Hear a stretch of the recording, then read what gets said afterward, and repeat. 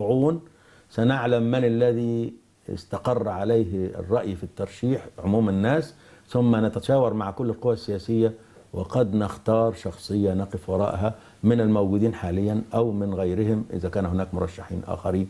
هذا أمر لم يبحث بعد وليس هذا وقته. بس هتعرفوا ازاي حضرتك؟ يعني بتقول هشوف عموم الناس عايزة ايه؟ لا، عندنا الحمد لله يعني اخواننا منتشرين في كل بقاع الجمهورية، وحتى لنا شريحة في للإخوان الموجودين في الخارج.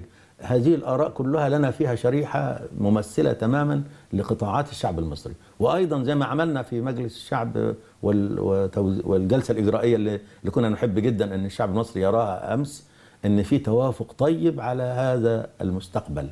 لذلك سيكون هناك توافق أيضا، نجلس مع بعض ونفكر ويعني نضع القواعد العادلة التي لا تحابي أحدا. ما هي مواصفات رئيس مصر المنتظر؟ لابد أن نضعها جميعا زي ما عملنا بالضبط. ما هو النائب المحترم الذي نحب أن يمثل شعب مصر، ونضع له مواصفات بقواعد عادلة لا تحابي أحدا ولا تظلم أحدا. هذا أمر حريصون نحن عليه، وفي كل مرة في التطبيق بنعمل كده الحمد لله. بس هتعلنوا بوضوح دعمكم لهذا المرشح بالاسم؟ إن شاء الله إن شاء الله. هتقولوا الإخوان المسلمون يقفون خلف فلان إن شاء الله.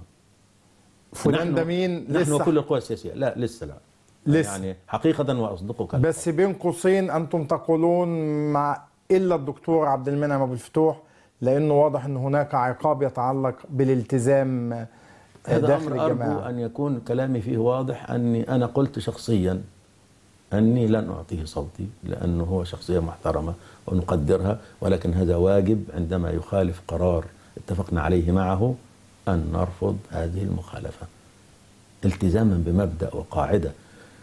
هذا الأمر في التنافس. نحن الآن نقول نحن لن نختار واحد من الإخوان المسلمين ولن ندعم، وكنت أتمنى أن لا يترشح أحد في تيار إسلامي، يعني محسوب على تيار إسلامي مش مسلم ولا. ليه فضلت؟ ليه؟ لأن حرصا على مصلحة مصر التي الآن يعني تحت المجهر. لو تقدم واحد من هذا الصنف بالذات الآن مشكلة في استهداف مصر فيما ينتظر لها في المستقبل.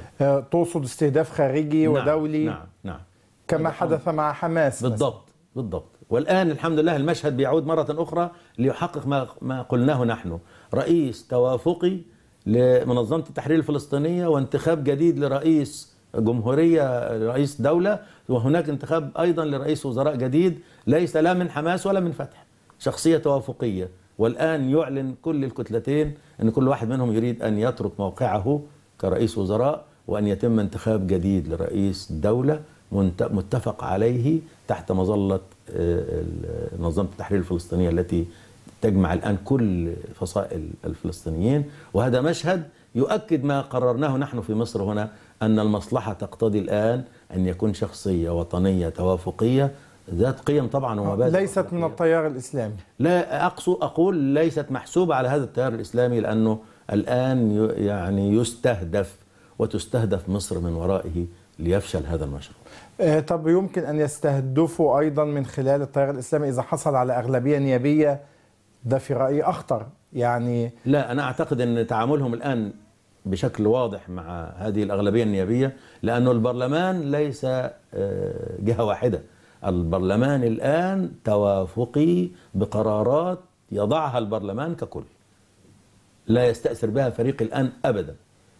ومعنى ذلك أيضا أنكم تفضلون النظام الرئاسي يعني؟ لا، أنا كما قلت أفهم ذلك من كلام. النظام المختلط الآن أنسب لمصر، لكن في مرحلة مختلط ما بين الرئاسي والبرلماني زي نموذج فرنسا، لكن البرلماني مستهدف فيما بعد عندما يتم نضج التجربة البرلمانية والديمقراطية.